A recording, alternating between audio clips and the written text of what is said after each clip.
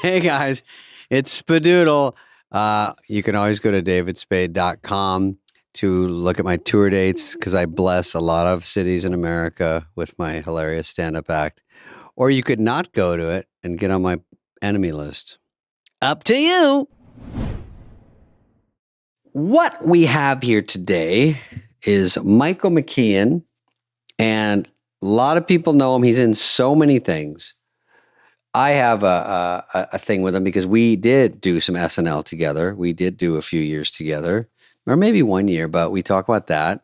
I think he clarifies that up because I'm stupider than most people. And we also did the Coneheads movie. Oh, applause. A few people in the back remember it. The Coneheads movie, which had so many cameos in it of SNL people, you cannot even, I'm not even SNL, just stars. We talk about that. He was on Better Call Saul, did that. He's everywhere. And of course, the headliner is he does Spinal Tap. This is Spinal Tap, if you don't know, is one of the all-time great comedies of all time. I think that's fair to say it's one of the biggies. And we do have some laughs. He's a great dude. And I had a great Conehead story for him that he did not know. And that's it. So listen in. You'll know him when you see him if you don't recognize the name right off the bat, but he's done so much more than all of us put together. Here he is, Michael McKean.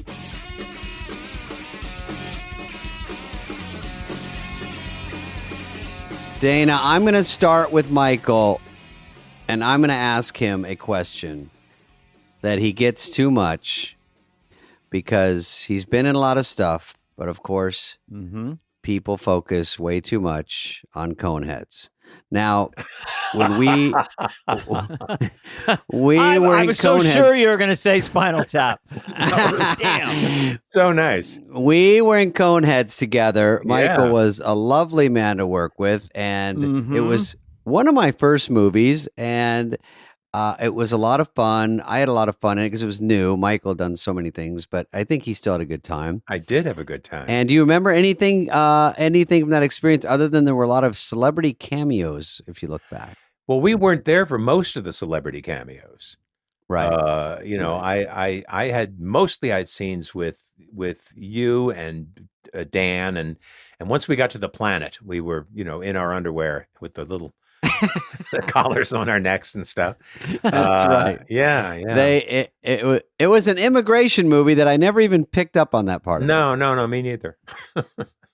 But It was we were the NSA guys. I think it's a pretty funny movie, actually. I think some great stuff in it. I think Dan's commission to that character was so total. And so, we kind of knew him from the TV sketches, but he was really that guy in so many ways because Dan is kind of an anal retentive. I think, he's really attention to detail, not in a bad way. I mean, in a very, very good way. And I just remember shooting one scene where we had just landed on the planet, and he was telling his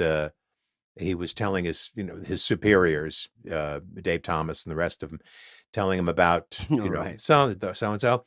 And we shot it all morning, and we went to lunch, and we came back, and we continued shooting this coverage of the same scene, the same speech. And about an hour and a half in, he goes, "Oh, God damn it. Oh, God damn it. I'm not wearing the gloves. Oh, I'm not wearing the fucking gloves, Robert."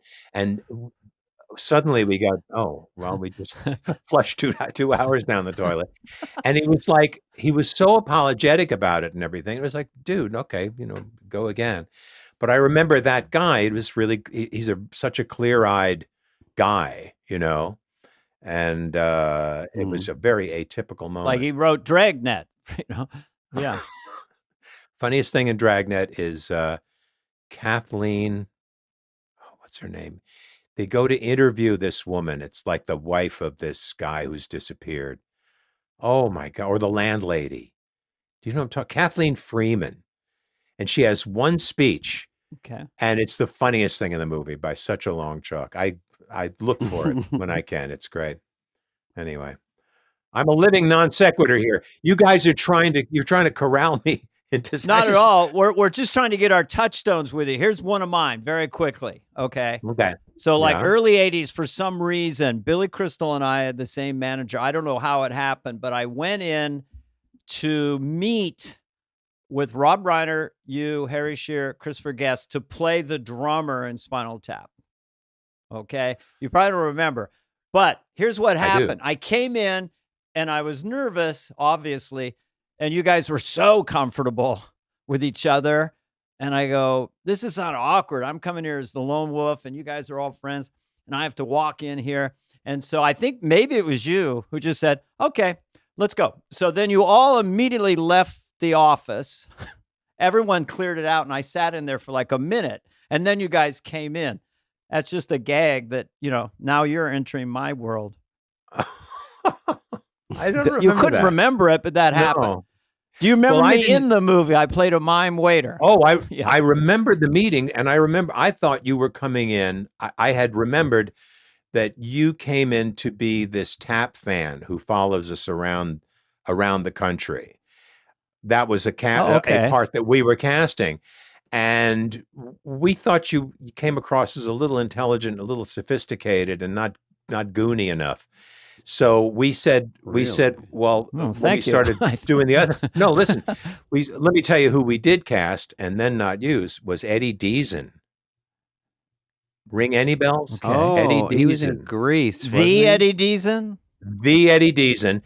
And he, when he found out that we didn't have a script and that he would have to improvise, he said, pass.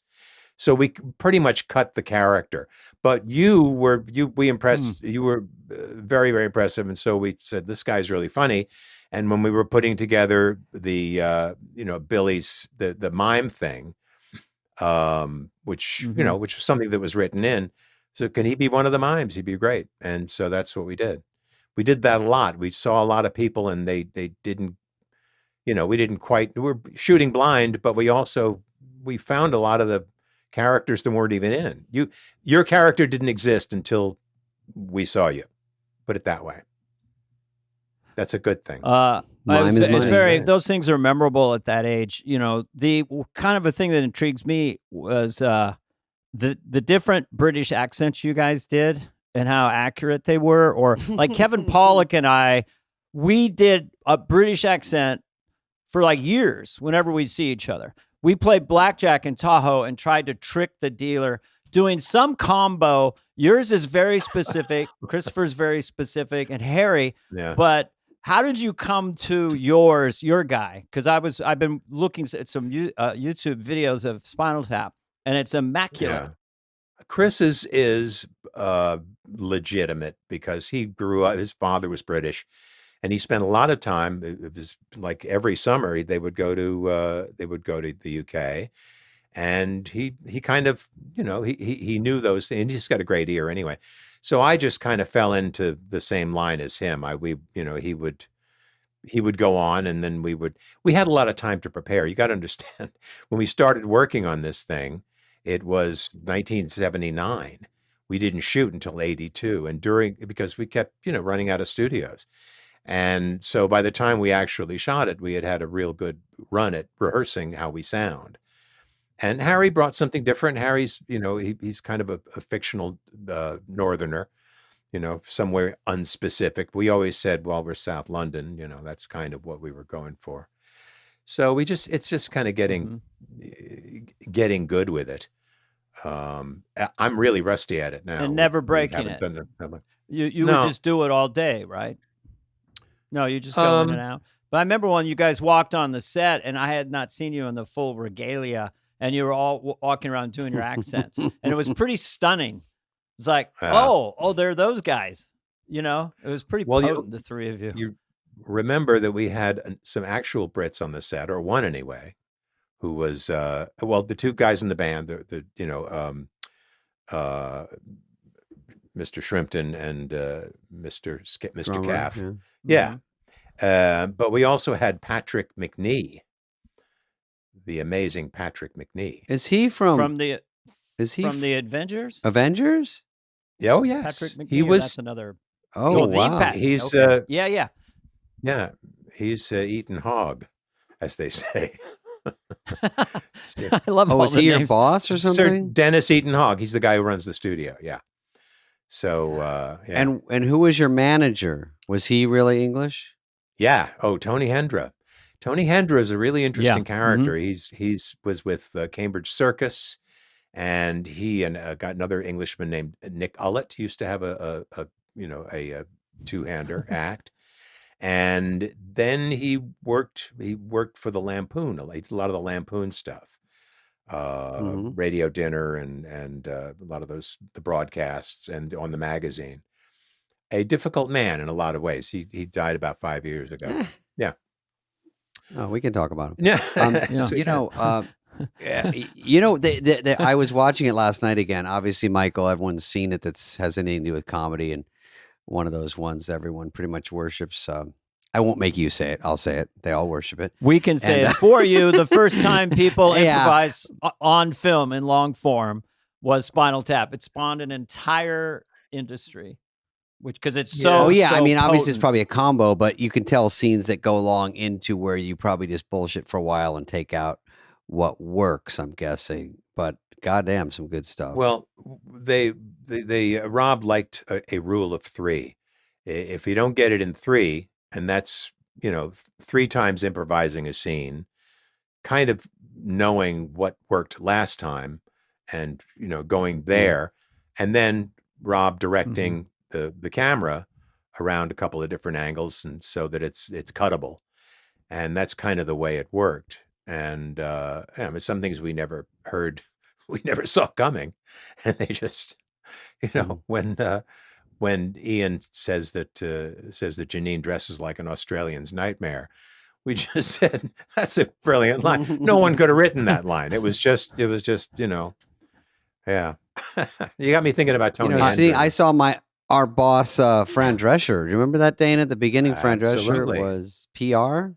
She was great. Yes, I do. Of course, she was Bobby Fleckman, and Yeah.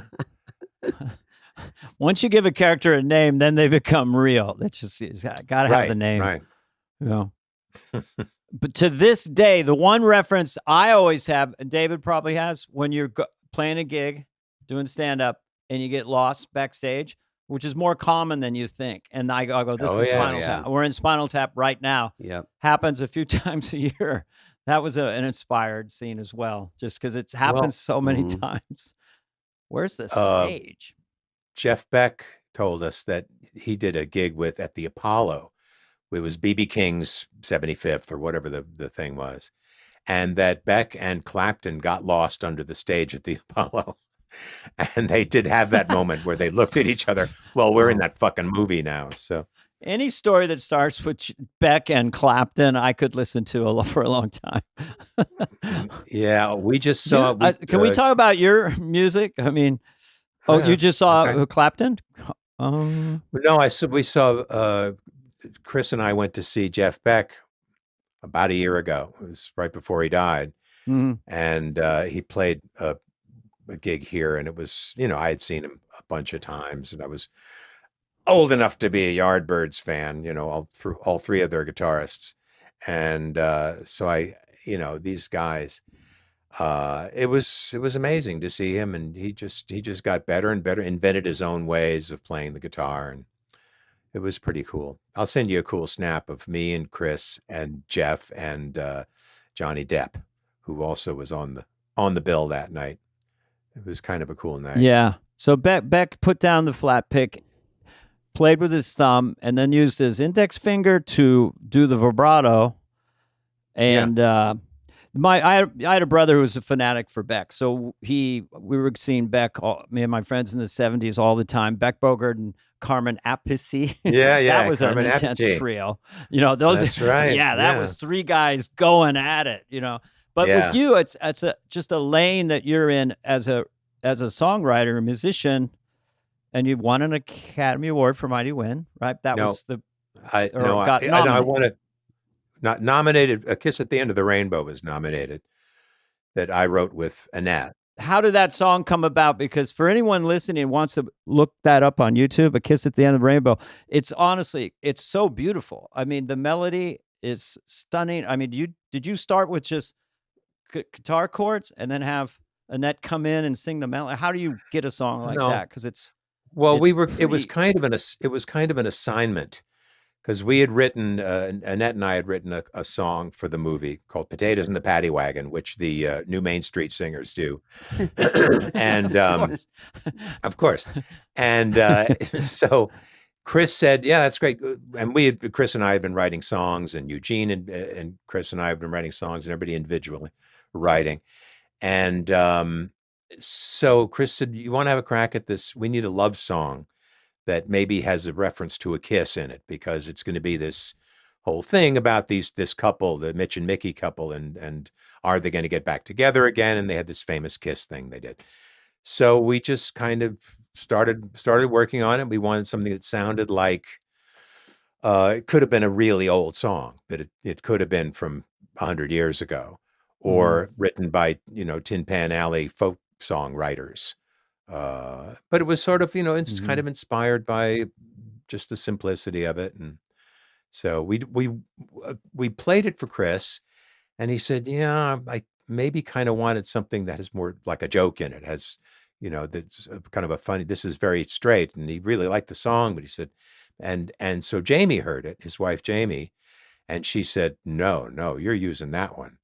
That doesn't need a joke. It has a life, and Chris used it beautifully in the movie. And so that was great. Yeah. So we work in a lot of different ways. There's a sincerity and a sweetness to that film. Well, I agree. Chris and I are roughly the same age. And when we were 13, 14, that's when the folk thing kind of hit. And we all got guitars, and Chris got a mandolin. Actually, I didn't know him at this time. But I've known Chris since holy shit. I've known Chris since 1967. And we actually roomed together for a while. Because he's enigmatic and in many ways. But go ahead. I just you're friends with him, so I mean he's we've been he's good friends for a long time. He's brilliant. He's an unusual guy, and it's kind of one of the things that's great about him is that he's exactly who he is. He's not, I don't know, he's not terribly, he doesn't go out and promote himself. If he has something to sell, he'll find some way to really kind of subtly do it. He's just not that guy. He's the funniest man in the world, but you kind of got to either be on the set with him or know him. He's just, no, he's a remarkable guy, very intelligent. He's got the same obsession with shitty old show business that I do. And I'm sure a lot of my friends do. What era? Well, any era, really. And that was the trouble. We've been working together. The four of us have been working together. Last year, we did a lot, and then the strike happened. We had to kind of settle down. So we started working on this new project, and we figured we spent about 85% of every day just looking up the Eddie Cantor gift shop in Encino, all this shit. It's just like, it's an endless supply of old crap show business. It's just wonderful. So he shares in that, and he's he and I are kind of co-religionists as far as that goes. Yeah, he's something.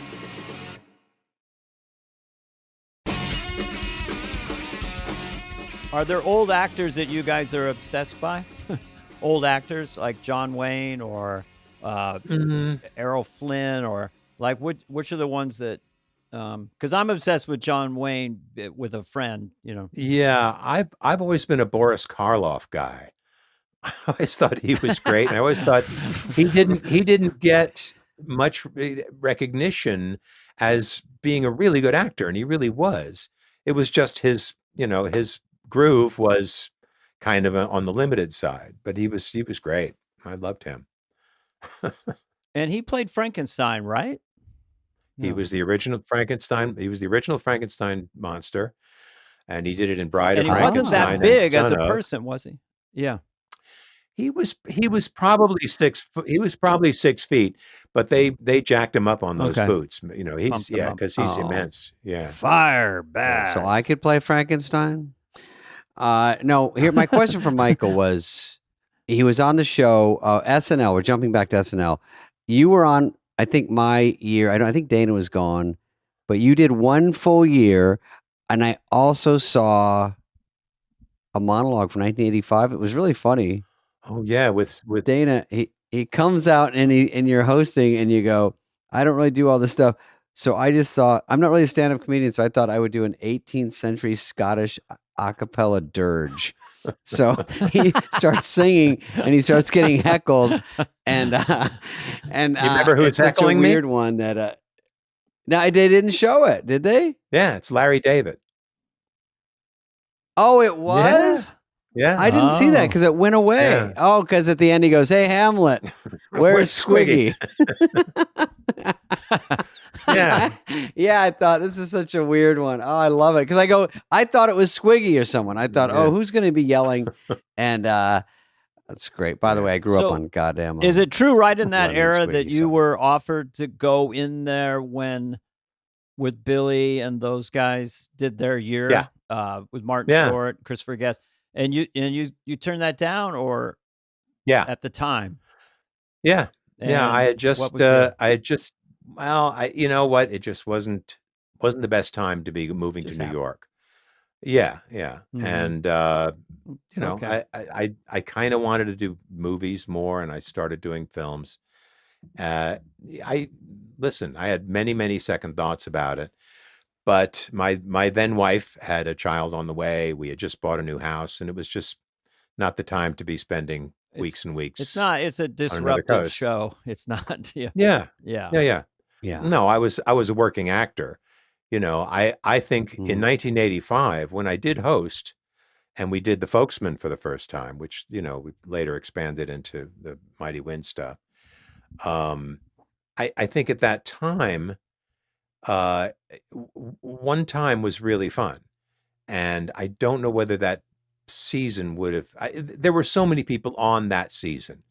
I mean, it was Billy, it was Rich Hall, it was I mean, they were just. It was a huge cast, and Marty, rightfully so, was the breakout guy there.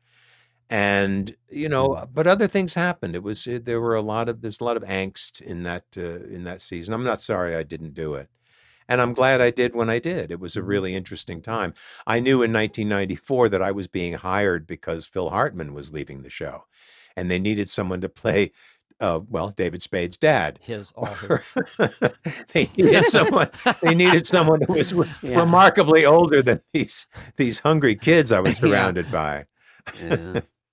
So your Stern was very good. I remember. Oh yeah. That was fun. Because you did with Stern, which I hadn't heard. You laugh like this. Yeah, it's a boo, boo. I haven't done it in a while. Yeah, yeah, it's a good one. I remember. Well, and I think he talked about it because, of course, he was freaked out. It's kind of a Long Island guffaw. You gotta grow up on Long Island. You get to boo. Yeah. Yeah, there it is. It was kind of a new one from who does Stern. Tom Skerritt? Tom. They say you did Tom Skerritt from you knew from Alien. Fucking Skerritt. I didn't. Was he in? Oh, yeah, he was. Well, you're listed. You're listed as doing Adam West. I don't know. If I did do Adam West one time. Where I got this list. That was the only time I was on Update. Oh, you did it on Update? The only time I ever did Adam West. It was the only time I ever did Update. I had pitched another character who was a guy who was a kind of a spiritualist to the stars and talked about who's having sex in heaven. It was my thing. And nice. I made the mistake. No, it was actually pretty funny. I did at the table, and it was kind of good.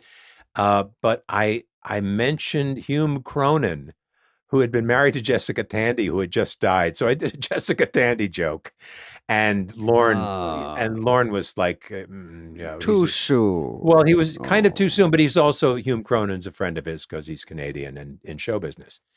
So anyway, he told me, he says, if you haven't got a better joke, maybe we'll do it another time. So we blew it off. Anyway, whatever. Never take that deal. How well did you know Lorne? How well did you know Lorne when you came on in 94? Well, I had met him in 75. Casually or? Well, in 1975, when they were putting together the original show, I knew Chevy, and we knew Franken and Davis. And when I say we, it was the Credibility Gap, me and Harry Shearer and David Lander. And we were in town doing the Tomorrow Show, the Tom Snyder Show. Harry did a brilliant Tom Snyder. So we were on the Tom Snyder Show doing our Tom Snyder sketch. And so around that time, they were just getting started with SNL, and we knew some of those guys. So we hung out and we, kind of met all these people. I knew a lot of people who knew Lorne at the time, but I didn't work with him until Coneheads. And welcome aboard. So, that's right. Yes. Wait, Michael, before we go on. Yeah, go ahead. No, I was just going to say my favorite thing was there is that extra mile that Lorne, I don't do a Lorne Michaels, but there's an extra mile he goes sometimes to make sure you know who you're talking to. And it's very subtle. It's very subtle. And he was always very sweet to me. And I got nothing but good stuff for him. But he did do this. I was up for another show. I had been offered a show, which was a spin-off of the Murphy Brown show. Okay, you got to stay with me. And Diane, somebody who was the creator of the Murphy Brown show, Diane English. Thank you very much. She had this new show, and she wanted me to do it. And so I had an offer for that while I was, talking to the SNL people. And so Lorne called me directly, and he told me, he said, "Now, what about this other show? It was a messenger service show. What are you going to do about that?" And I said, "Well, how did you know about that?" And he said, "Louis Malle told me."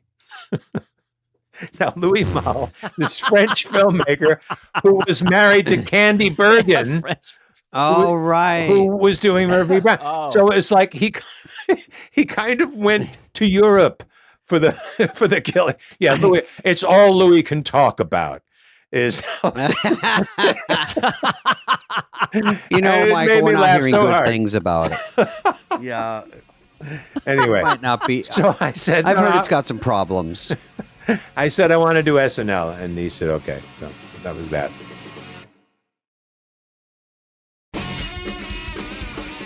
Okay, so I'm jumping back to the Coneheads. We didn't finish talking about it enough for me.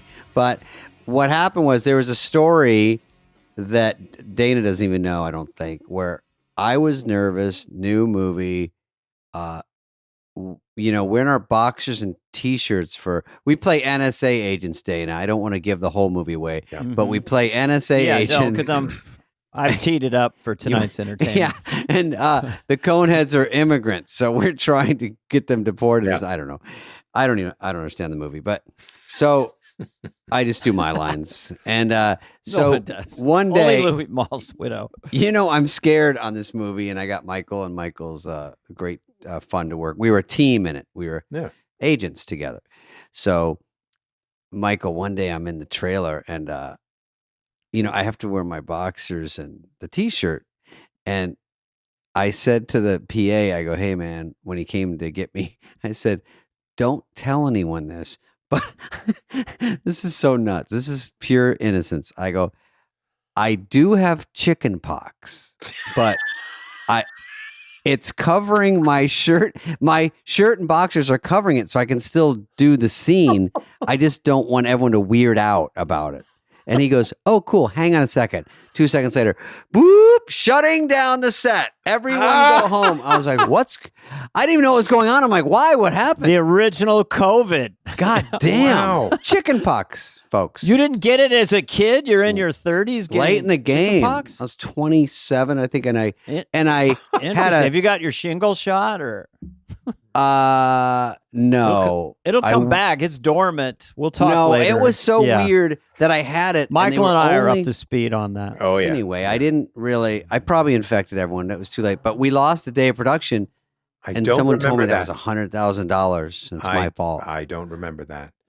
I do remember when when they wouldn't let Dan had a couple of friends on motorcycles come to hang out at the set, and they wouldn't let him in the gate because they didn't have the whatever, And so they called, he's on the set, and they called him, and they say, yeah, I'll say, yeah, they're okay. Come in.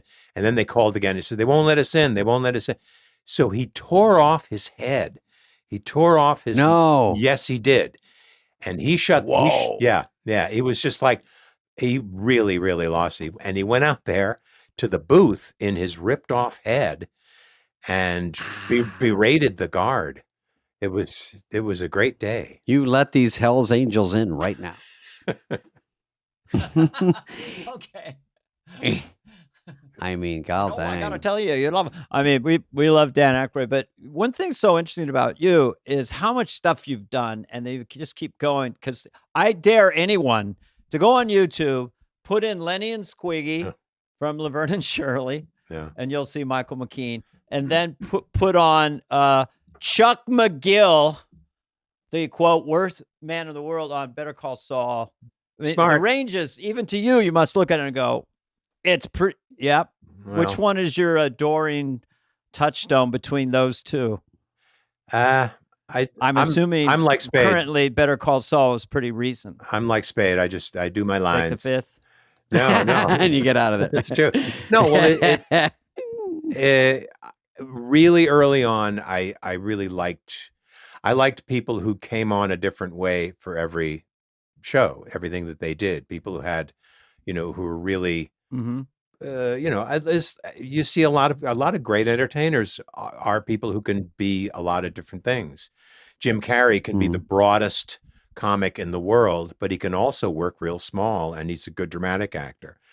It's just because he's clear on what he's doing.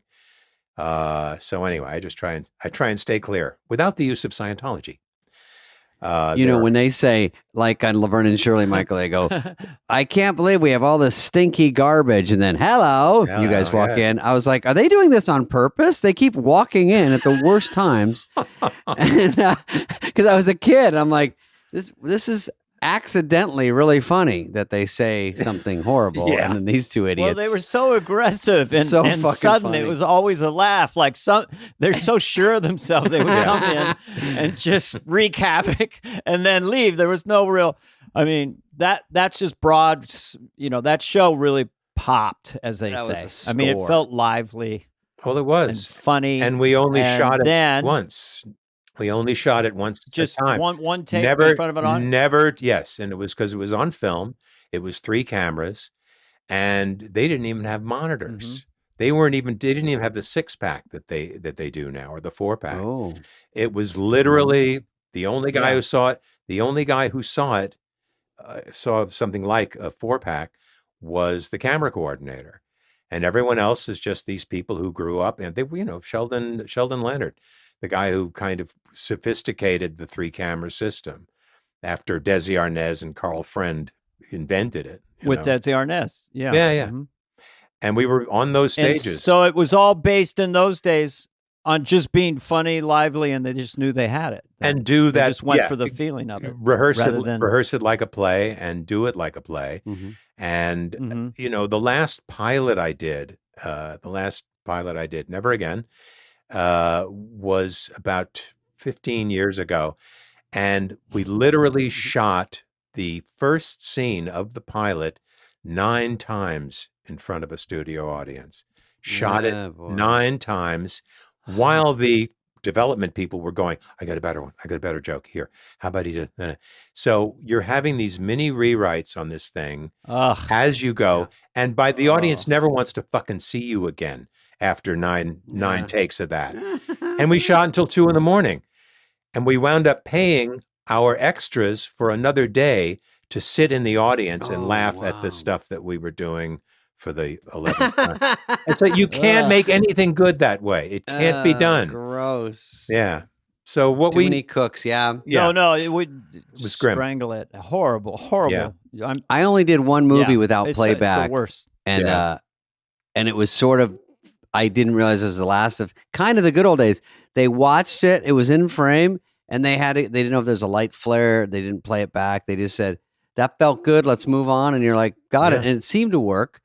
And now it's almost too much going back, too much replay, too much. Let's look at it again. Let's look at it Absolutely. Yeah. Because everyone gets a vote, especially if it's a pilot. Everyone, you know, says, hey, do one for the assistant here. Yeah. Yeah. Yeah. And maybe they won't let us say Jesus. We'll Maybe just we'll get do it. Everett, we'll get. Oh yeah. Do it different. Do an So- alt. Well, I was on a show called Dream On, which was kind of a titty show on HBO. Ah, And I did a number of those. titty show. Well, that's what it was. That's why I watched it. I Yeah. didn't know. I didn't know. I thought I was alone. Yeah. No.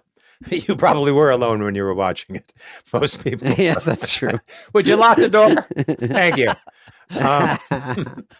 But Leave the ice cream out there. we used to do alternate takes, and there was one. My character had only one ball, and there was an episode about that, about his feelings of inadequacy.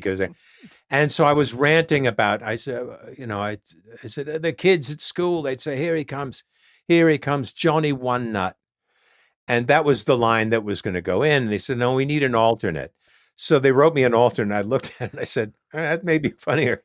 But I didn't tell Brian, Ben, the guy I was working with. I didn't tell him it was coming up. So we're going to do the alt take. And I said, well, here he comes, Mr. Singleton, which is arguably funnier than Johnny One Nut. It's a little subtler. He fell apart. It was a good laugh, but we couldn't use it. Was Anyway. Wendy Malick on with you? Wendy was greatest eyebrows in show business. Oh, Wendy's so Fantastic. great. Oh, she's awesome. Boy, I agree with that. Yeah. Yeah. Who is Fred Willard? Just one of the funniest performers of all time. I think, or yeah, don't like definitely. him much. No, I adore Fred. There's something quirky about him, almost like Norm No Macdonald. You can't quite put your finger on what is going on there. Yeah. You know it's brilliant, but it's just sort of like tilted. I remember Fernwood Tonight was the first time I got familiar with Fred Willard. Oh man. And it was just something about the character of Fred was smiling a lot and had this, I don't know how it must have been fun just hanging out with that guy. He was great. Well, in 1975, probably loved you. Yeah. In 1975, there was a group called the Ace Trucking Company. And it was Fred Willard, Billy Saluga, Mike Mislove, and George Memoli. You can find some of their stuff, not a ton of it online, but you can find some of it. And George and, well, the group broke up. They still had 3 dates in the Midwest that they wanted to get if they could. So Fred and George Memoli hired me and David and Harry, who were the Credibility Gap at the time, hired us to go on the road, do some of our stuff, and learn some Ace Trucking Company stuff, and kind of make it like it's a whole act. So we were kind of in the Ace Trucking Company there for a little while. And Fred he's not like any other guy. He's not like any other guy. He said one time, we were checking in to this hotel in Chicago, and he said to the guy, he said, yeah, it's not near the elevator, is it? And the guy said, no, your room is not. So we're going up to the rooms, and I said, you, why do you specify not near the elevator? He said, oh, it's the bell. I mean, when the bell goes off, when the elevator hits on the floor, I can't stand that. I have really good hearing. I can't sleep with that bell going every night. And I said, oh, that's. He says, yeah, well, sometimes if I get a room near the bell, near the elevator, I will go and disable the bell. I said, what? Yeah, I know how to do. I travel with tools.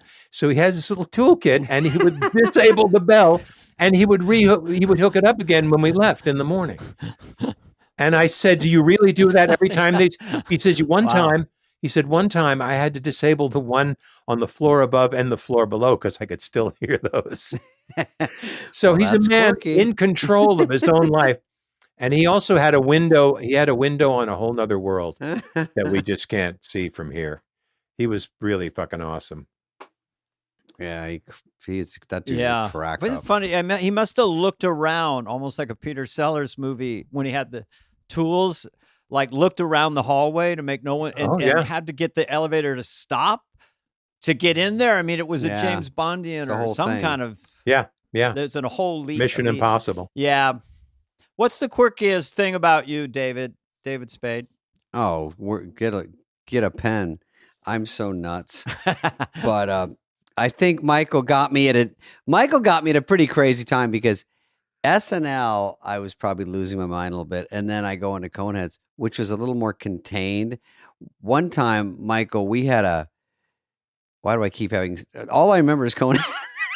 But one time, Yeah, you were in underwear, right? Oh, and you had chicken pox. No, I'm running around. Obviously, I had chicken pox probably the whole year, and they said, Obviously. they go, you have an extra scene in Coneheads where you're in a van listening. Maybe Michael wasn't in it, but it was during a show week, and they said you have to fly back for it. So I do like read through, and then Thursday I fly Can I take a red eye to LA? I took a red eye somewhere. Wow. Anyway, I took a red eye because Letterman was on my flight, and he said part of the story's long. He said the stewardess goes, "Should I wake you for honey buns?" And I said, "No, I'm going to try to sleep." And I didn't know Letterman. And then he went to the bathroom, and when he came out, he goes, "Should I wake you for honey buns?" I never talked in my life, and hilarious. And then I get there, I go straight to the set. Letterman word. Maybe no, I think it was a 6 a.m. flight. Anyway, so I fly out there, I sleep on it, I get up, I go in, I drive out to Disney Ranch, I do this scenes, whatever, kill, get big laughs. Then I drive back to my apartment in Studio City, order a pizza because I'm going home the next day, and I finally finished the day, and I got my hair all greased back. And then Mike Shoemaker calls me and goes, "Hey, Lauren wants you back." And I go, "I know, I just finished shooting. I'm coming in the morning," because it was a Lauren movie. I go, "I'm coming back in the morning." He goes, "No, he wants you on a red eye tonight. There's a car out front." I go, "Shut the fuck up. I just got a pizza." So he goes, "You better go. You don't," and the whole life at SNL, you don't want to get fired. So I take a few bites, get back in the car, go back to the airport. They need you at the studio at 10 a.m. So I land, I go to the studio. It's a John Goodman show. There's no one in the studio. I go, "Wait, no one even comes in till 1. What am I fucking doing?" So I just walk around. Then I go back home, and no one ever mentioned it. And I'm like, Wow. "What's happening?" You are a Christian Great martyr. story. We'll cut it out. I tried to talk them out of that. I was in New York at the office. I go, "Don't make David come all the way back for that." No, it was you on the phone acting like Shoemaker going. I was trying to help. David will come back, and then he'll go back. And then he'll come back again. It's We'll a drive him 36 fucking hours. It's called a crazy. trifecta.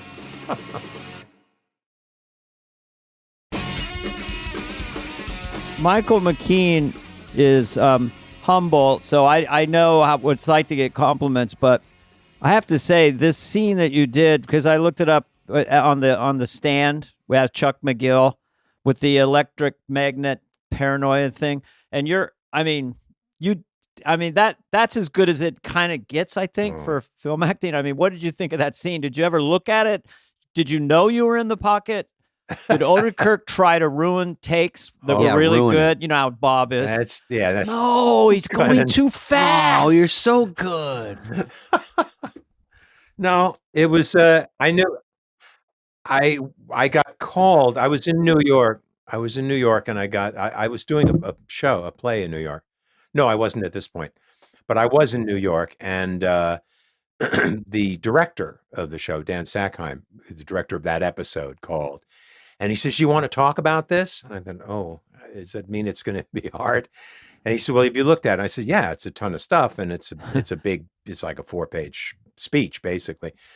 And he says, "Well, how do you want to shoot this?" And I said, "No, I don't know. I mean, just what's good." I didn't kind of understand what he was asking me. He says, "Because it's going to be some long days." And then I realized, well, that scene is going to take like 3 days. And so it worked out, because I learned the lines, beat myself up, and got the lines down. But I'm not too bad about lines. And then I knew what it was it's in about. that archetypal, if that's a word. Yeah, you melt down. You take yourself from being fairly together, like Captain Queeg. It is or Captain Humphrey Bogart, Queeg, sure. You know, and then you're losing it slowly and pacing it. So my question is, how much is technique and how much is just you're the guy and you're not really thinking, you're just being playful? Because seems like it'd be hard to break all those moments down Yeah. when they're filming. You just have to be. You just felt so in the pocket. I don't know. It's just my thing. I liked it a lot. That's all I'm saying. Thank you very much. Thanks. No, it was a really good. It was a good show. It was a good experience, and Bob is kind of heroic. And I met Bob when we were doing SNL. And it was, I mean, he was just there occasionally. He wasn't writing on the show, but I think he was seeing Janine. Is that possible? Anyway, there were some, I don't, tales out of school. But no, I knew that, I think they used to go out. I don't know, but I met him a couple of times there, but I never really worked with him until until Better Call Saul. And when they cast me in it, he called me up and he said, "This is great news. We're going to have such a good time." And we did. We kind of fell right into it, into this relationship. And what we did was informing, and we didn't know it, was informing the writers. And it kind of gave them a lot of inspiration. Hey, you know what could happen here? And it helped them find a way for those characters to become to get into a genuine conflict. Anyway, smart writers. You work with smart writers; they're wide open to everything. Yeah. And Vince Gilligan and Peter Gould and Tom Schnauz and Jennifer, last name, Hamilton. Think Henderson. That's her last name. Jennifer last name. Jennifer last name. Yeah. Story. Bob Anyway. said maybe you can relate to this. Bob said the hardest I've ever laughed on this podcast about SNL and stuff is that, people when they're younger, and Bob was just a fledgling writer in the 80s. And, but we wrote a movie together called Tucson, a comedy Western, stuff like that. So, and Bob is going along with his career, and then Breaking Bad comes, and then Better Call Saul. And when he came on the podcast, he goes, then he does the action movie Nobody, which is awesome. Yeah. And he thought to himself, if this lands, because we know Bob as the fledgling writer in the 80s, at our core, he said to us, I know if this landed, you guys would be sitting at home going, what the fuck? And he's an action star. Yeah. He's not only an Academy Award winning type actor, now he's an action star. Yeah. That made me laugh so hard. Well, did you ever play the time machine game where you see somebody on the screen and they're doing something kind of second rate, and you know that their career is about to take off? You want to get in a time machine and say, "Don't worry, this is going to be fine. You're going to get Martin Scorsese is going to put you in a movie. It's going to be amazing." And I played that game a lot. But there was a movie called, what was it called? Capricorn 1, and it was about the faking of the moon landing. So if you could go back in time, O.J. Simpson, go back in time and you say, okay, Jim Brolin, you're going to be married to the ex-wife of Elliot Gould, who is standing right next to you in this shot. And OJ, we'll get back to you later, OJ. Yeah. You'll see. It'll be exciting. Keep doing what you're doing. No one will talk about anyone but you for years. You're going to be so famous. Oh, yeah. So famous. Yeah. Man. All right. Yeah, well, Michael, thank you. Unless Dana has something else to tell you, we might let you go. You've struggled with us enough. It's very nice of you. Well, you guys are very important to me. I love your attitude. You're important to me because I'm very important to you. Yes, because you're proof that blondes can be funny. We all are, right? True. Hey. Yeah. 3 blondies. Well, that blonde. Blonde on Were you a towhead as a child? It was hard to tell because I always had a crew cut. Yeah, I was a bristly little blonde crew cut. Yeah. Pretty sad. Me too. Hated it.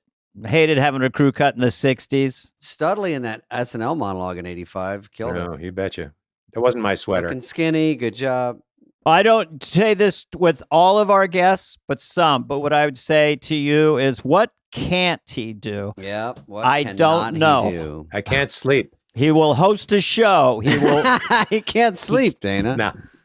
No. It's called Ambien. Hello? I got it. No. I'll listen. Are you a night owl? Yeah, half an Ambien is fine. That's what I do at night. Yeah, not a whole one. Come on. No, a whole one, then you got to deal with it the rest of the day. Your mind's going like this, right? Yeah, I mean, I we all assume got that. the We all got creative that. juices. Then how do you sleep? Yeah. It's so hard to sleep for me because Well, I'm so thank you smart. for coming on our humble show, Michael. Listen, it's been been a lot of fun, and I had to get up anyway, so here I am. Now they're shifting our little Good. pictures around. All right, boys. Thank you, bud. This has been a presentation of Odyssey. Please follow, subscribe, leave a like, a review, all this stuff. Smash that button, whatever it is, wherever you get your podcasts. Fly on the Wall is executive produced by Dana Carvey and David Spade, Jenna Weiss-Berman of Odyssey, Charlie Finan of Brillstein Entertainment, and Heather Santoro. The show's lead producer is Greg Holtzman.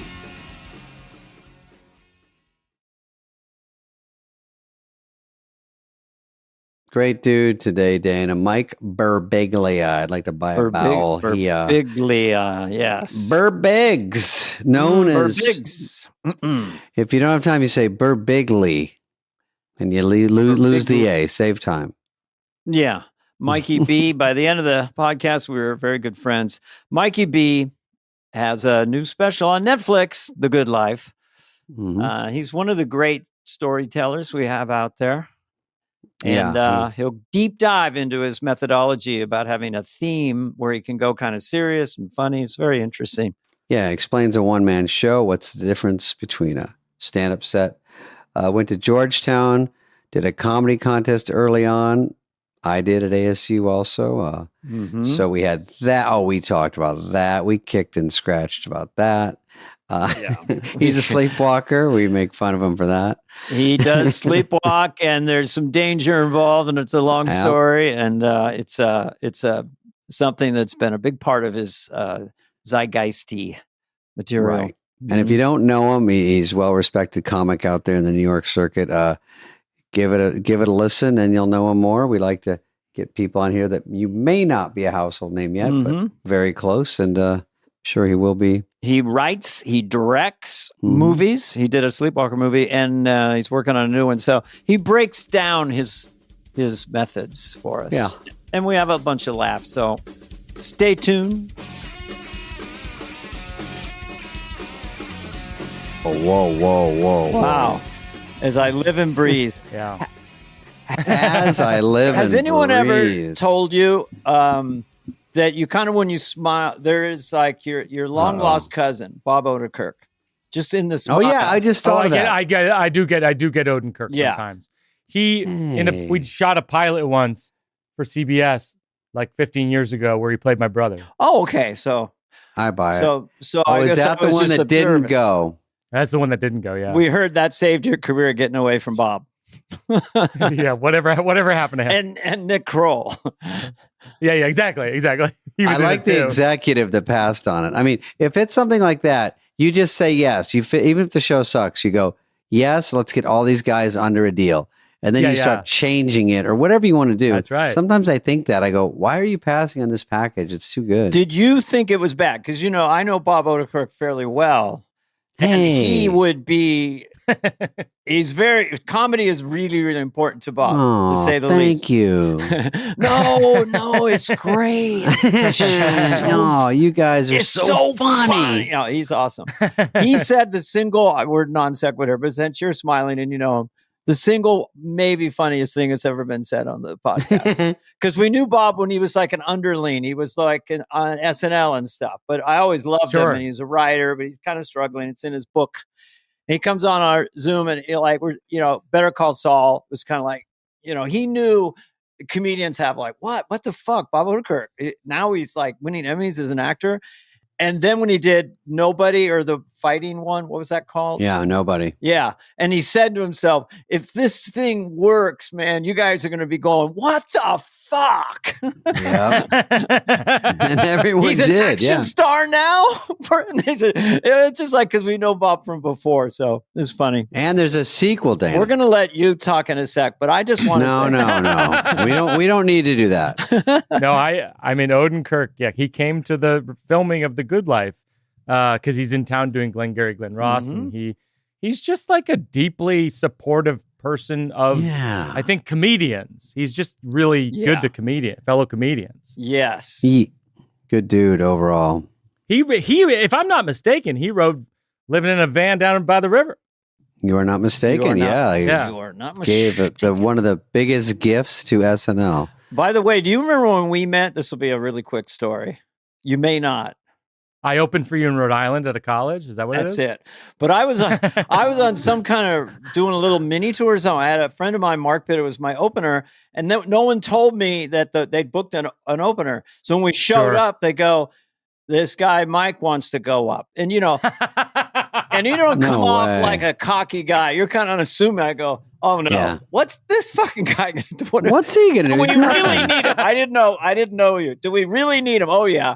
So, I'm thinking, this is going to be a clusterfuck. This guy, I'm not getting good vibes. So then I'm watching you. Not good vibes. What the Well, because Mike is unassuming and quiet. And then I'm watching the show. I'm like, he's building and building. I went, holy shit, this guy is great. Good. Yeah. Oh, that's so nice. I thought it at the time, and I do not think I followed you correctly. I think you left a wake. Because it was clever and stuff. I made some faces, did some funny sounds, and after after 10 minutes, it was like they were done. It was like you absolutely crushed. It was I don't think I'd never seen you live, but I grew up on both of you guys on SNL, so I would do in 7th grade. I remember I was doing at school Church Lady, Hans and Franz, George Bush Sr. I'm so sorry. And by the way, killing. Literally doing your characters. No one really knew what they were from SNL. So I was just I was like the 7th grade hack. So they didn't know you were from SNL. So you're doing your new character in junior high called the Church Lady like that. Yeah, really? Exactly. And killing with it? I was killing. Do you with want to SNL do it? characters. I'd be flattered. I would never. I would never. It would be the most embarrassing thing. That's an easy one to do, but Well, everybody. I mean, that's one of the things about your impressions is that your impressions are so good. Thank you. I mean, your Biden is so crazy good that essentially it's that thing in culture where everyone retrofits their Biden. Yeah. Everyone goes, now wait a minute. It's like walking. Now hold a everyone second. turns into a walk-in at a certain point. You go, oh, now I can do it. It's like a home kit.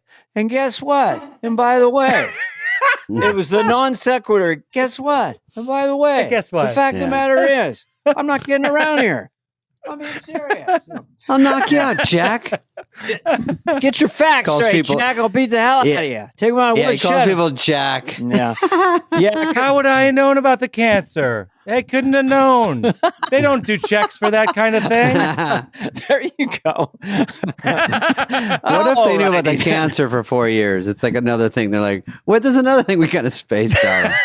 Okay. So I used to do SNL impressions in 7th grade, and then I remember here's the mistake I made. I did John Lovitz's Annoying Man.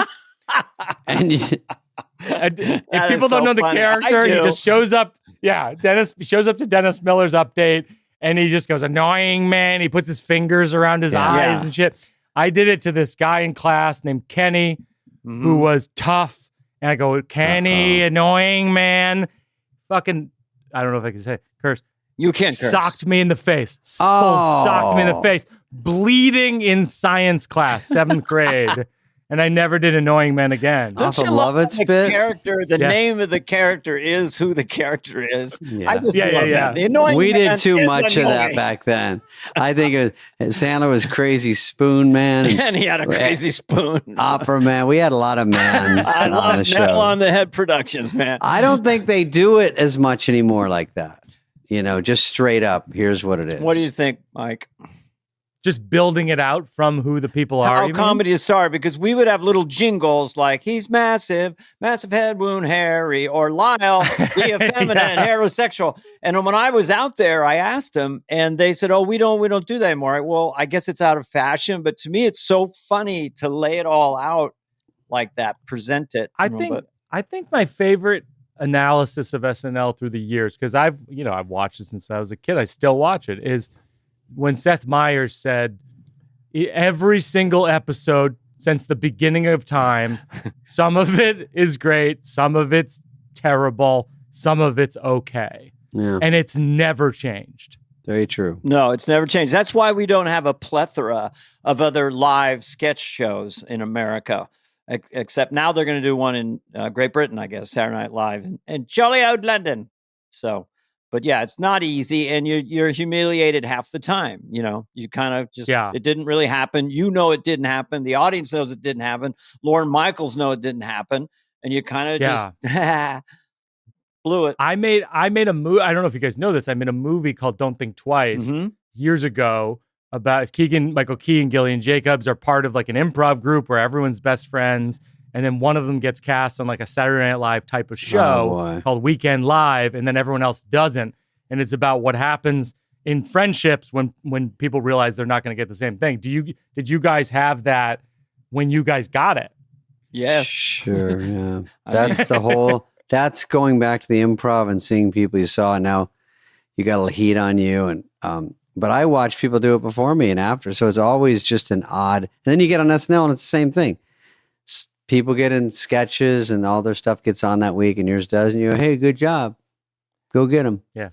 It is a funny thing. It's so hard to cover. You're like, because you're coming from your stand-up scene and your friends, and then suddenly you're on television and they're not. And it's just kind of awkward. Bobby Slayton was like, I can't believe this saw Saturday Night Live. I can't believe it. What the fuck? I can't believe this saw Saturday Night Live. You, of all people. Yeah. And Seinfeld was always, because Jerry had, this spectacular confidence even way before he made it. You just see, I met him in like 1980. He was in his suit and he had it all together. Yeah, I've always heard that. And then when I got on SNL and went to some award show for comedians or something, he just walked up and goes, congratulations, you made it. And just walked away. It wasn't no envy, nothing. But show business is like, have you had that experience? Because what I was going to ask you is this, and it goes to an overarching theme of how you do your performance. When you were coming up through in the clubs, because a lot of times the blender's going, you got to follow a dick joke guy, sure. And so how did you survive those days before you became? Well, it was funny. It's like, I remember, because I was a writer, when I was in high school, I saw Stephen Wright live at the Cape Cod Melody Tent. Yeah. And I was just like, this is the greatest thing I've ever seen in my life. Before that, I'd watched SNL, I'd watched early Letterman. But then when I saw a comedian live, I was like, this is crazy. And he was a different comedian, like a just magician. a perfect linesmith. Yeah, it's like perfect to me. Yeah. And I was just like, I want to do this. And then I just started writing jokes. And I had, notebooks of jokes. And then by the time when I was in college, I was working the door at the Washington, D.C. Improv. And great. And great club. Who came and through when you were a doorman? It would be like Mitch Hedberg, David Tell, and Margaret Cho and all these people who are great. Dave Chappelle and Brian Regan. And it was great. And then when I would work the road after I was 22, after college, I was working like hard gigs. And I remember like I would open for these guys and I remember one guy, he just said to me, he goes, you're going to make it. Like I would do like not great. And he goes like, you're going to make it. And I was like, I literally go, why? Why do you think that? That's a great question. And he goes, instead of thanks. He goes, you're right. You write your jokes. I was like, what the fuck are you talking about? That wasn't enough information. No, there was a lot of road warriors that did a lot of dick jokes. One guy, I can't remember, but this guy was so hung, they call him the human tripod, in loud bars. And so to survive in that environment, you start to get louder and faster and bluer. Right. But you actually craft. Maybe he's saying, you're a crafty writer. You're writing good material. It will surface because if you get a crowd that listens, I think that's what you need. And some people can do it with the sound off. So the way you write, it's sort of like Nate does right now. He gets a quiet crowd that listens and waits for him. And so I think over time, like I've never heard one negative thing about your act or anything. And usually that's nice. Usually it's me kind of starting the gossip. I don't want to fan people out over you. I was watching saying they're bad. You know what I mean? Just to get the thing rolling, just like, hey, it's kind of shitty, but I like some of it, but it's just, so I do that. But I think you've got a good rep out there, and I think that just grinds through and keeps your career going and keep getting better and better and better. That's a good thing to have because it's hard to stick around in the biz, as we all know.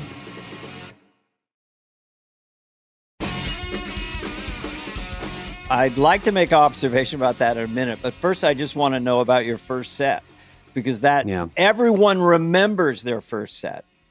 So, it's funny. I just realized this. First set was funniest person on campus contest. Love it. At Georgetown University. Love it. Nick Kroll was in the contest with me. Great comic. And the host was Victoria Jackson. Oh, really? That's a better story than I thought. Love it. Love You're it. so funny, Mike. Cute. You're cute and funny up there. That's who she is. I mean, I swear to God, I came off stage. We love her. I came off stage, and it was like me doing a big character. There was a musical number. It was bananas. Oh, you did a whole big giant thing. Oh, back then, yeah, good job. And I walked off stage, and Victoria Jackson, who I idolized watching SNL. Yes, and great. She goes, "You're gonna be a comedian." I love it. It was literally the first person in my life to tell me I'm gonna be a comedian. I was like, I can't believe it. What's coming from someone famous, that means a lot.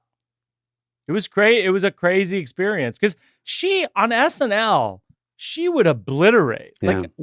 She would kill in sketches. So hard and super cute. So unique. I've said this before, but when I was in the 17th floor, and I think I had just gotten the show, and Victoria was there, and Lorne Michaels came up to me because he just had talked to her. And he said, "Dana, will you talk to Victoria and try to figure out what that's all about?"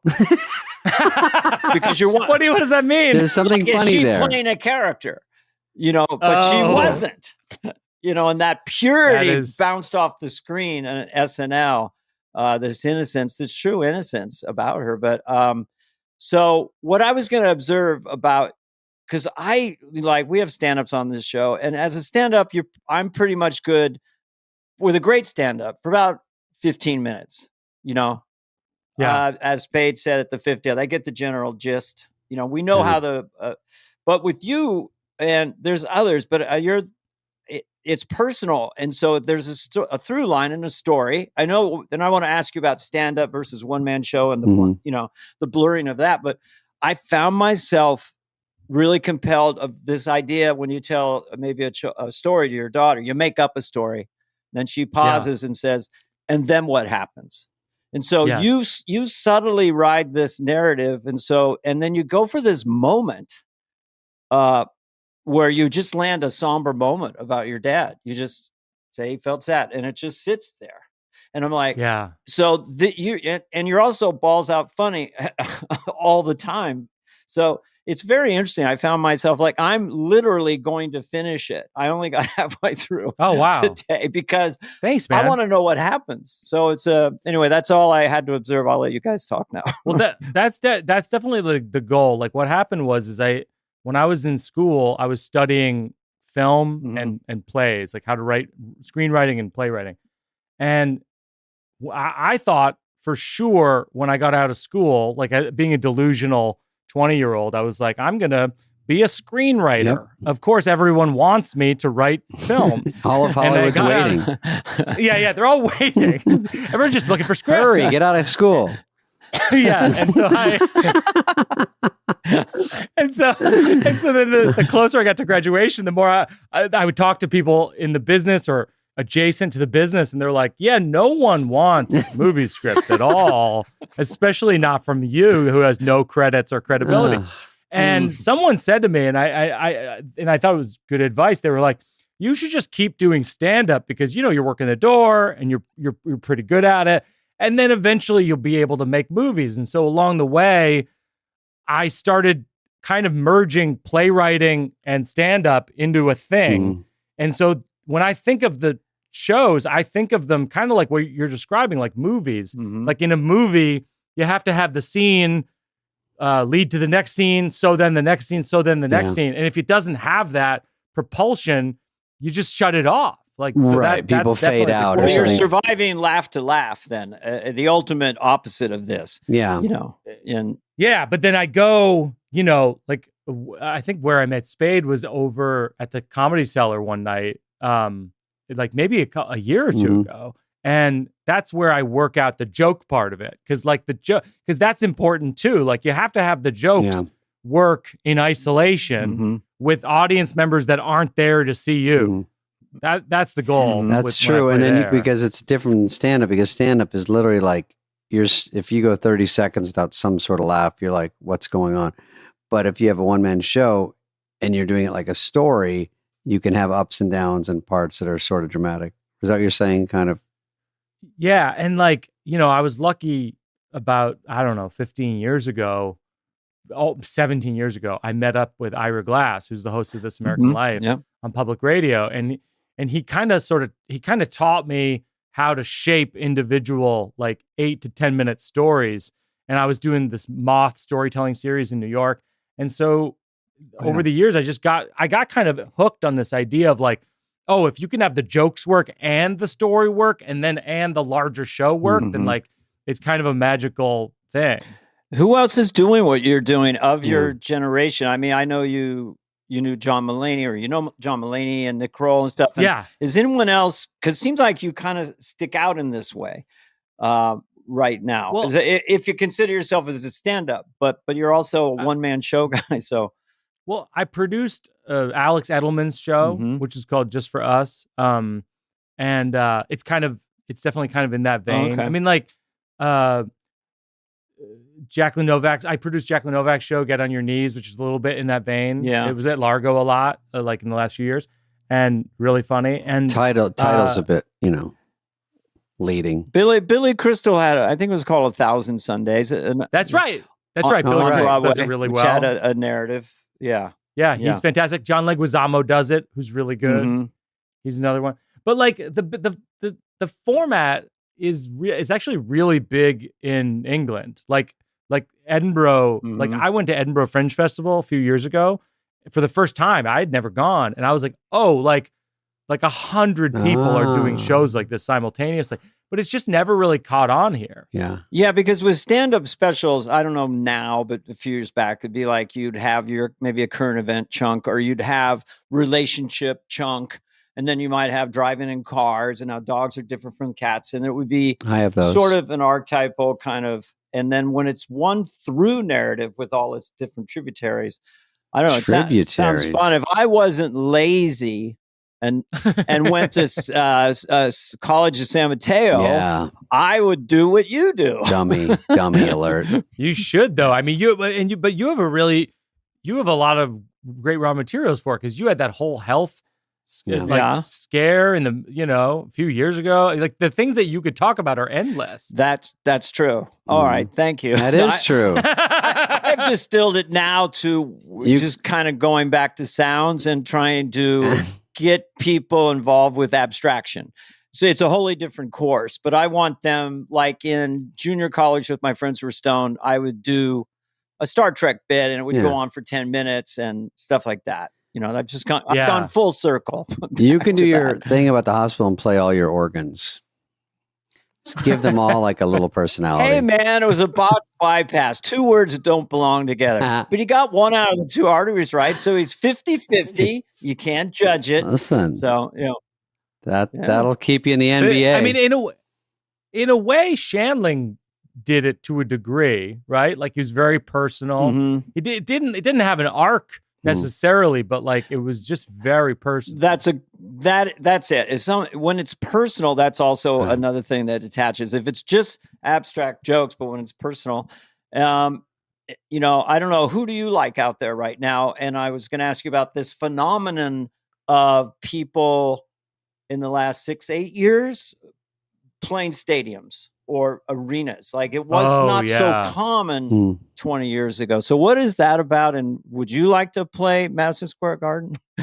I feel like there's a handful, like, I'm trying to think, like Atsuko Akatsuka, who has an HBO special, I think is really, really funny. I think there's this guy, Chris Fleming, out in LA, who's from Massachusetts, really, really funny. I mean, I think like, I love Tig Notaro. I mean, she's in my sort of class. We sort of personal, been doing personal. shows. Yeah, very personal.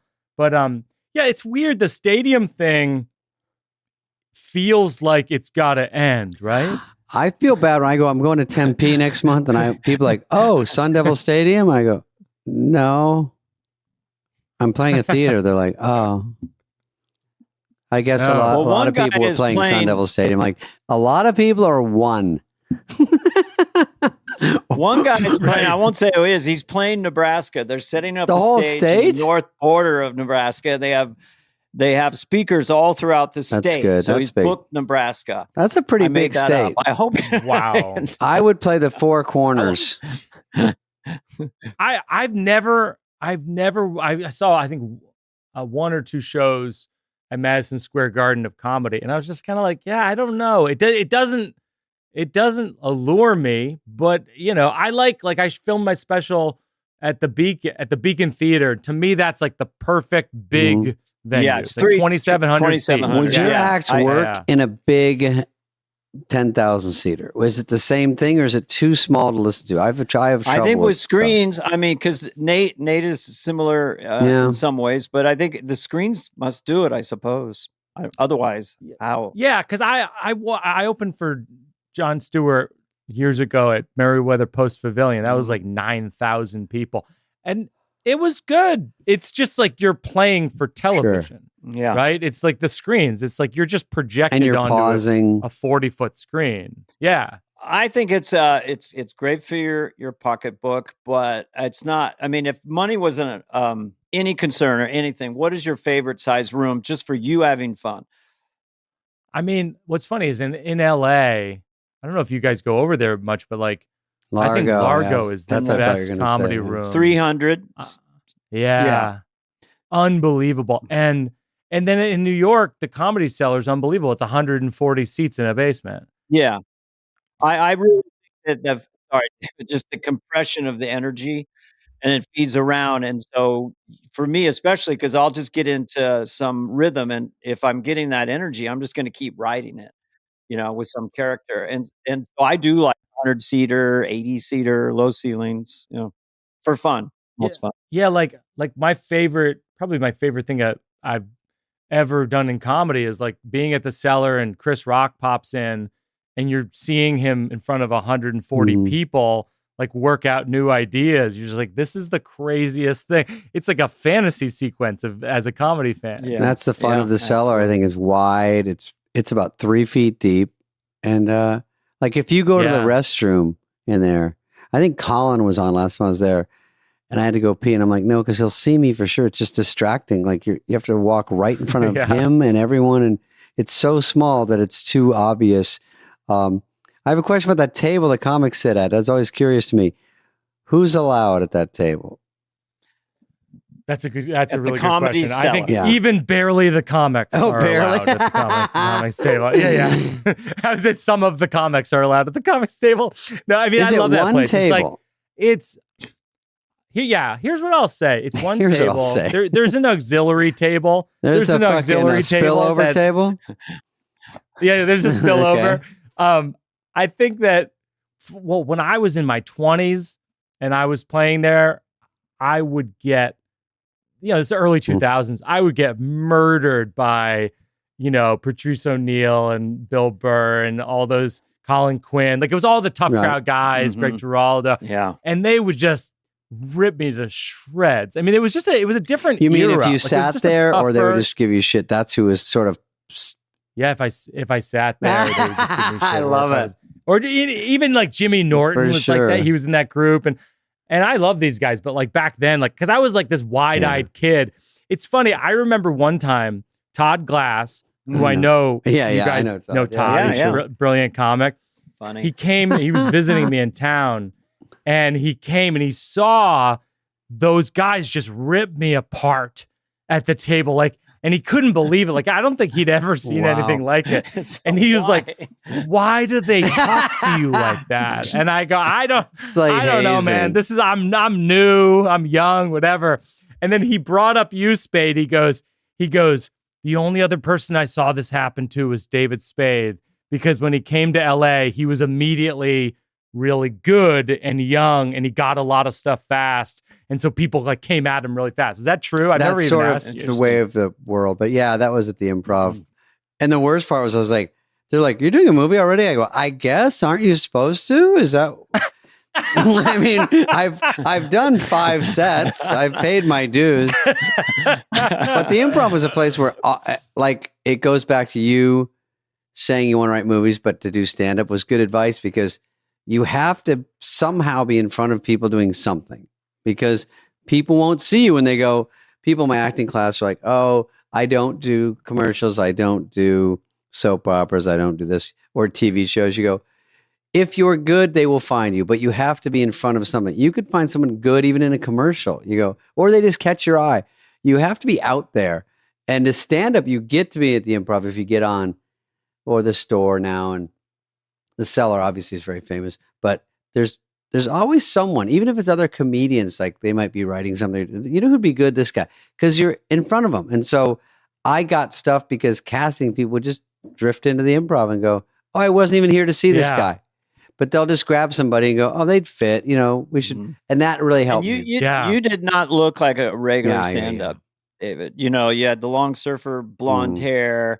You looked maybe 16 when you were 22. Yeah. I watched Spade. When I was in college, I watched your half hour. And it was I love perfect. it. Thank you. It was like a perfect half hour. You were like, you were probably young with that half hour. Man. That was so great, because I didn't realize that was one of the reasons I got spots at the Improv, because the chalkboard lineup, they wrote on the chalkboard in the old days, and it was Kevin Nealon and Leno and Seinfeld and Richard Belzer, and just guys that did not look like me.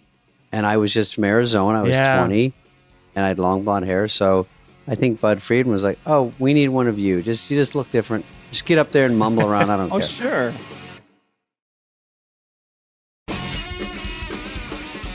I do think there's no greater calling card than stand-up. If they know you wrote it, they can see you can land a joke, and in your case, they could see you're an actor. You could definitely, and you've done movies and stuff. Sleepwalk with Me. Do you bring that corkboard into your meetings to show how hard you work? Is that full of Saturday Night Live sketches? The yellow ones are the funniest. It's just all jokes. The pink ones are under construction. It's literally just, Are those your ideas, random ideas? Yeah, that goes back to when I was 18 years old and I started writing jokes and just putting them on note cards on my wall. I still do it. Well, they want me to have a background here, so I'm going to do that. I think it looks really just a photo of that. It looks like very professional. Like, I'm so fucking busy. If you could take a picture of that, send it to me. I'll blow it up. You know what's funny about that is that it shows people that it's hard enough to do your act when you see it polished. This is the shit that you're doing all day to get something that works for 30 seconds. Like, to get anything that works is so hard. No, I always say that to people who are starting out in comedy. It's like, I write 4 hours of comedy to do an hour of comedy.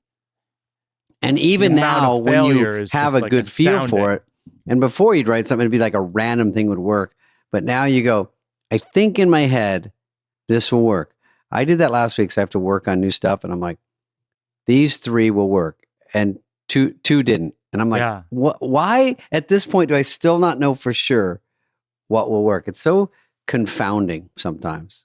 Mike, have you ever written a bit or a piece of your special or whatever where you kind of thought, well, I don't know if I'm ever going to write something that lands this beautifully, like full circle, I think like, my sleepwalking story is like that, and to an extent, which is like, basically 20 years ago, I sleepwalked through a second story window at a La Quinta Inn. Did you fall? I've seen it. Did you fall? Yeah, I jumped through the glass. Okay. And because I had a dream there was a guided missile headed towards my room, and they told me the missile coordinates were set on me. And so in my dream, and as it turns out in my life, because I was diagnosed with this thing called RBD, REM behavior disorder, I jumped through the window and I landed on the front lawn of the motel. Oh. I took a fall. I kept running, and I'm running. I'm slowly realizing I'm on the front lawn of La Quinta Inn in Walla Walla, Washington, in my underwear, bleeding. And the strangest thing is, in that moment, I was relieved that I hadn't been hit by the missile. Right. I was like, so I because could it's so see that real. would have been a disaster. that story. I could see where it's like it's so nobody else goes. Hey, I've heard that from a lot of. I've got people. one like that. Everybody It's jumps Yeah, through yeah. a window, Super and 8. Yeah, yeah. especially La Quinta. But no, I could see where you kind of like. That's why you did a movie as well, right? And a you did- special? Yeah. and you Yeah, put yeah. mittens on after that? Is that the rumor? For a period of time, I wore a sleeping bag. A doctor told me to do this: wear a sleeping bag up to my neck and wear mittens so I can't open the sleeping bag. So awesome. Wow. So I did that for years. For years, I did that. Did he And say I don't do it stay away anymore. from missiles?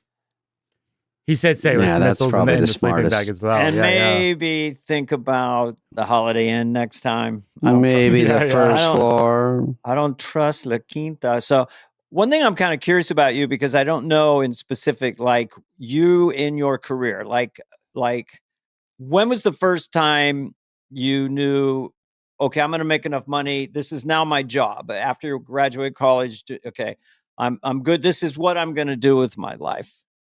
I remember I had like one of those calendars from Staples, and Yeah. I would go through and I would in highlighter if I had a club week booked. Mm-hmm. It'd be like San Jose Improv, and it would be like, and you'd write in parentheses like 300. You know what I mean? Okay. Like $300 Works for 9 shows, yeah, or whatever. And then, it'd be like Cincinnati Go Bananas, 325. Fuck, like it's going up. Such it's such a small amount of money. And you would just, and every month I would go, if I can just make $1,325, I can pay my rent. Again. And it was probably like, I would say like a year into moving to New York, where I was like, okay, I think I can do this.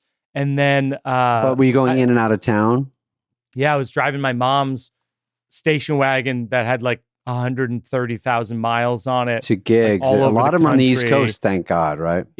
So when you were traveling like that, were you the MC or the opener or co-headliner? I was the MC or the feature. Okay. I was the MC or the feature. Yeah. And I've just opened I opened for Hedberg a bunch of times. I remember I opened for Jake Yeah, that's Johansson, who was know a him brilliant well, comic. know him well Yeah. from San Francisco. Oh my God. It's like comedy school, like And, Hedberg. You go, fuck, yeah. I get to sit in the side and watch this. It's crazy. That was my favorite part of it. And then I got Letterman from Ooh. doing Montreal Comedy Festival. I did Montreal Comedy Festival in New Faces when I was 23. Yeah. And then Wow. Eddie Brill saw me and was like, I think we could work on a set for Letterman. And I was like, that's crazy. Like, this is literally between SNL and Letterman. That's like all I grew up Sure. on. So I was like, this is crazy. And then it was like a year later. I Letterman's did big. So 24, you're doing a set on Letterman. Yeah, it was bananas. And for the Wow. crowd It at was home, and- it takes a year to buff out a set, right? It does. It I- takes a long time. Oh, yeah, for They sure. have to keep seeing you and go, change that word. I'd put that sentence at the end. I'd open for the, and you're like, it'll do What good. was And then the fear factor going on of Letterman. I know. must- What was your Yeah. headspace behind the curtain and you hear Letterman announce you? How were you? You were. I remember that's nerve. I remember they came up and they go, do you want cue cards with your jokes of your jokes? Ah. And I go, no, I think I know the jokes. Oh. And then my brother Joe was there with me. And Joe goes, yeah, he wants the cue cards. Like he likes time to. And then I swear to God, I said my first joke. My brain, you're standing on like this like circle in the Yeah. middle of the Ed Sullivan Shiny Theater on the black stage. floor. The moment I said one joke, I forgot everything in my act. And I was like, I am so fucked right now. I am completely and totally fucked. And I look up at the cue card and I'm like, there's the other jokes. What does it mean by says McDonald's? And you go, oh, I know what that means. Folks, I went to McDonald's last night. We're good. And was it a? Travel. He didn't invite people to the couch, but how good was that set? Was it good enough or It very was- good? I think it was good enough. I think it was like, my agent, who was a new agent at the time, like he was kind of, he and I were the same age, which is always good. It's so funny when people always ask you, like, how do you get an agent? It's like, well, try to find someone who has like no career. No clients. You know what I mean? No clients. Yeah. And now he's like the biggest agent there is. Like he, Mhm. Mulaney and Kevin Hart and all these huge Who is it, people. Dave but at the Becky? time, it was Mike Berkowitz. Mike Berkowitz. Okay. Oh, big and but at the time he had nobody, and it was me. He had me and Greg Giraldo. That's who he had. Okay. No, great. And who was a brilliant comic. Great comic. And he was like, well, I could market you as like the youngest comic to ever do Letterman, which was a lie. It was like fully a lie. I can think of lies. So it sounds good. And yeah. So I would go to like Joker's Comedy Club in Dayton, which is like attached to like a strip club, and like and sells like dildos and dildo straws in the lobby, and they would have, it was like for bachelorette parties and that kind of thing. And then they would it would be marketed as like the youngest guy to be on Letterman. It was like literally a lie. It was just not even funny. Yeah, not funny, not even but young. But young. And then I figured out how to do an hour, but it's funny because when you're starting out, and I did I must have done like 175 colleges, like the one that you and I did in Rhode Island. But like I feel like you figure out how to do an hour of comedy when they tell you have to do an hour of comedy. Yeah, it's fucking hard. It's so I'm sure much. you guys dealt with this. I had the exact same thing because I was there just for a second, and when the clubs were just being built, basically. So I think it was Laughs Unlimited in Sacramento, and not everyone had. I didn't have the time. They go, well, we'll headline you, but you need to do an hour. So that's why I got the guitar and did a few things, and I had props. I mean, I did anything to grab time. So go ahead. But were you headlining on SNL? Because I got SNL as a middle. So when I got enough fame to go, it was gradual. But when I got to headline, I'm like, I don't think I can fucking headline. I barely have. I did my longest middle set was like 35. And then you got to go to an hour. And I'm like, an hour or 40? 45 is good. And they go, yeah, maybe an hour. We'll put the checks out. What about when they put the checks out and it stops your act in its tracks and you go, what? Everyone just I remember I had done this show called Premium Blend on Comedy Central. Oh yeah. And someone saw me on it and booked me at a long defunct club called the Comedy Spot in Schaumburg, Illinois. And they just fully emailed me from my website, hey, can you come headline our club? I was, you're delusional when you're a kid. You're just like, oh, absolutely. Just say yes. I'll be there next week. I show up. First of all, no one shows up. No one's heard of this. It's completely empty. It's like a new club. And I have 25 minutes of material. I mean, they're literally like, so you do an hour, the opener does 10. And I was like, okay, sounds good. I go out, I'm fully through my act at a half hour. Sure. And and that's how, what's weird is that's how you learn how to do crowd work. You have to. I was going to say, you got to go to the crowd. Yeah. Where you been? Where are you from? Yeah. Did you when you went on Letterman, did you have special clothes, or did you buy a jacket for the show, or did you just wear your regular clothes? No, that was the whole thing. Is they always said you have to wear a suit because Dave likes. He's like old fashioned. He likes the Seinfeld look, right? Dave likes when you wear a suit, and so I bought my my first suit. That's kind of cool though, but sometimes it's bad because I don't think me or Dana would be fully relaxed in a suit when you're always wearing something else on set. I go, what is the closest to what I always wear to make everything the same as a club? Because when I did my first TV spot, I walked out and I did like you with the cue cards. I was staring at the shiny floor and the crowd and the cameras going, I couldn't even think of my act. I was like, holy shit, this is what it looks like out here? I'm always looking this way.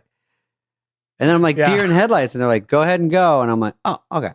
What else? Yeah.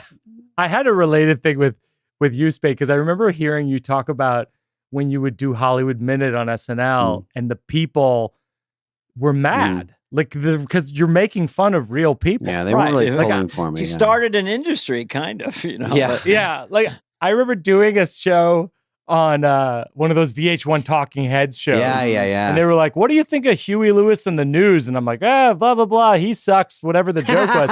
And I got an email from like a whole bunch of Huey Lewis heads who were just like, you fucking suck. Who the fuck are you? We don't know who you are. We love Huey Lewis. What of you? Who are you? I got a lot of that because I was new. It was actually funnier that I was new and making fun of people because it was so out of the blue. But I always say it was the era of People magazine where celebrities were so adored and you forget that they're all trash now. But when back then to say, you see this movie? Yeah. Didn't they kind of suck in that? And everyone's like, wait, what?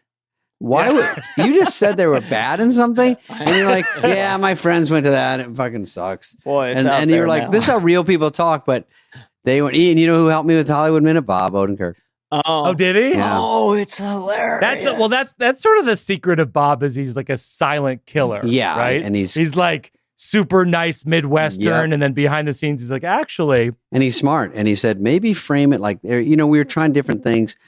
I think it was like, guess what? You're an idiot. Like we were doing stuff about celebrities. And I think it was Michael Bolton. We know you got long hair in the back, but guess what? We all know what's happening on top.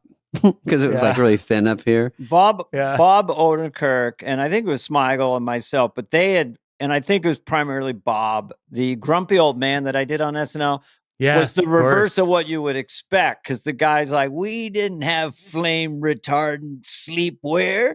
If you went to bed smoking, you woke up engulfed in flames. Look at me, whoop-de-doo. I'm a flaming corpse, and I like it. I love it. And that was all Bob. It was such a weird twist on the classic old guy.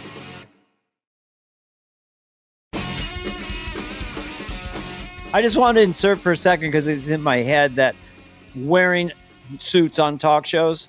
So initially I'd wear kind of a loose shirt, sometimes a t-shirt, a leather jacket, because the host was always older than me. It was either Leno or Carson or Letterman. And then when the host became older than me, like Jimmy Fallon in a suit, I can't wear a t-shirt. I'm older than him. I'm older than him. So then I switched to the suit. I just wanted to tell you that. I remember I was so starstruck. I was opening for Pablo Francisco at Caroline's. Guy's a killer. Yeah. Unbelievable comic. Killer. And Jimmy Fallon came because they had been in an acting class together. And that was another one where like Jimmy Fallon was there and he came up to me, and I'm friends with Jimmy, still today, but like he came up to me afterwards and he was like, you're going to do this. You're going to do this. Like, you're going to make it, and I feel like sometimes that kind of thing, like the Victoria Jackson thing and the Fallon thing, like it does kind of get you through the hard. It resonates. Someone real in show business said I was good. That's right. Yeah, it's very true. Yeah. Now, this was Jimmy a week told ago. Me about that. Yeah. Jimmy told me about meeting you and thought you were going to make it. And I said, you really think he's going to make it? I didn't tell him make it, but it's crazy. Sorry. I just do it. I do him as a sound. It's crazy. Sure. I was going to ask you just this sort of overarching joke. Like, where are you now? Right now? Now you're going on tour? And when does this special come out on Netflix? Is this The Good Life? Comes out. The Good Life. The Good Life is out. I think by the time this comes out, May 26th. Okay. So it's May 26th, The Good Life, Netflix. On Netflix, and then I'm writing my next movie. My first movie was Sleepwalk with me. My second movie is called Don't Think Twice, and I'm writing a third movie, which is like an ensemble comedy that takes place at a wedding about a bunch of old friends, and I'm just psyched about it. Like I'm taking some time off from stand up. I'm doing a few shows with Mulaney this summer, being Fred Armisen and Nick Kroll and Mulaney are doing a bunch of outdoor shows this summer in Canada and Maine. Fun. Yeah. But yeah, it's just I feel like you never get to do shows when you headline as a comedian. You never get to hang with your friends doing shows. So I love that we're just doing a bunch of shows. And you're together. Just in the mix there. You don't Less necessarily pressure. close or open. You're just going to be. I'm not closing. No, I don't want to close. It's still stressful for John. Even though it's fun, he's got to go out there and mop up. John knows what he's doing up there. John's a killer. Yeah, he's a killer. So you're. I just want to ask for a second, like when you write a movie, do you have like 3 bulletin boards? First act, second act, third act. You start putting up ideas, or you're writing it like a story. I do 2 bulletin boards. I go the story cards, the scene cards, and then the other one is the characters. Right. I listen to this great, if any aspiring screenwriters, I listen to this podcast for years that John August and Craig Mazin do called Script Notes. And it's like 600 episodes about screenwriting. Craig Mazin did The Last of Us. He wrote The Last of Us and directed it. Amazing. John August did Big Fish. Like, they're just like great writers. And, I just think like, I try to just think about everything. The reason I do the character bulletin board is like, I always try to think of everything being in relation to like what would the character do as opposed to like what would happen to the character. And would you direct this? Yeah. And you'd be in so it. that would be the ultimate creative play boxes or toy box I can see is to write and direct a movie, get all the toys out there, all the actors, all the stuff, and then try to visualize your dream, basically. Totally. I mean, like when I think about my favorite stuff, it's like, you know, like James L. Brooks movies, like Broadcast News and Terms of Endearment. And, As it's like, good as it you know, gets. What was that? No, I just, you know, Mike Nichols' career, I love. Like, I love the idea of just directing a bunch of movies, and I hope that, And Kramer versus Kramer, or The Graduate, or I'm just trying to think in the sensibility that you're going for. You know, great. I would say close to the Graduate. Like, I just love movies, and I feel this way about my specials too. I love things that have jokes and jokes and jokes, and then they kind of get you when you don't expect it emotionally. Tootsie was great. Big broad comedy, but you know, has all when this, the dad has to sit Dustin Hoffman down at the end and talk to him was. But you know what's another one, by the way? Trains, planes, and automobiles. Sure. I feel like is like that. Obviously Tommy Boy is that. Tommy Boy has a little. Well, that is true. We talked about Tommy Boy recently with the director and Chris at the end in the sailboat talking to his dad and stuff. I mean, it had that. That was like a late addition, like how to wrap him up and how to make it all make sense, and it was so important. The lore of Tommy Boy. Because that's such an iconic movie for me. It's like the lore of you guys talking about how you were just doing it like on like weekdays. You'd fly to Canada and, during SNL, and then you'd fly back. Like, what the hell? Like, it doesn't make any sense. It's why we're all crazy. Sometimes in comedy, I don't know in your particular style, but sometimes money can get in the way, and too many days to shoot can get in the way. The first Wayne's World was such a low budget, 25 or 30 days. We just kept going. But in your case, how many pages will your script be? Yeah. When you're ready to shoot, it'll be probably 100 pages, and we'll probably shoot it. Look, they'll probably say it'll be 25 days, and I'll just fight to try to get 28, 29 days. I mean, that's the thing that's so hard to explain about making movies. It's like you're just begging for time. You're just like, please, because you're just bleeding money. You're going to miss something. You don't want to miss anything. You're like, I need one more take on this. I need one more location just to make everything better. If we could just, we need this. We need it. Yeah.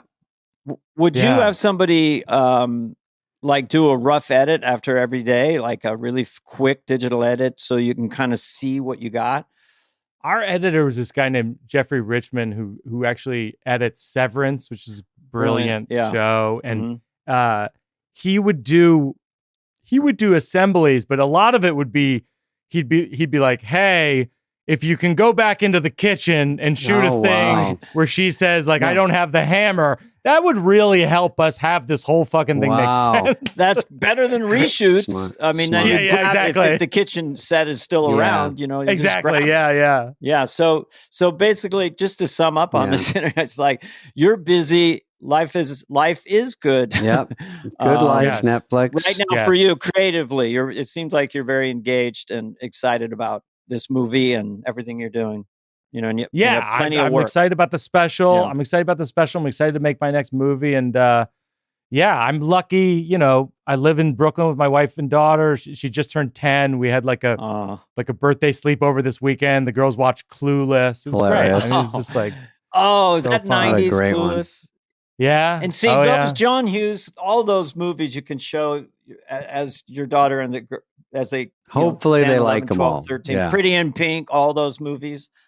She just started watching SNL, and so like it's really fun to watch her like get why it's fun, like get why the live aspect of SNL is kind of the best part of it, that it's just messy and everyone's in a costume or wearing a fake nose or whatever, and it's just it's silly and ridiculous. It's a lot of pressure, but there's not much more fun you can have if you're in a good sketch on SNL and it's really doing well. It's pretty buzzy because it's going out live to a lot of people. Well, thanks, totally. Mike. Yeah. It's great to see you again. And thanks for coming on with us. Yeah. We enjoyed chatting with you, and say hello to John Mulaney and Nick Kroll or whoever else you're out there with.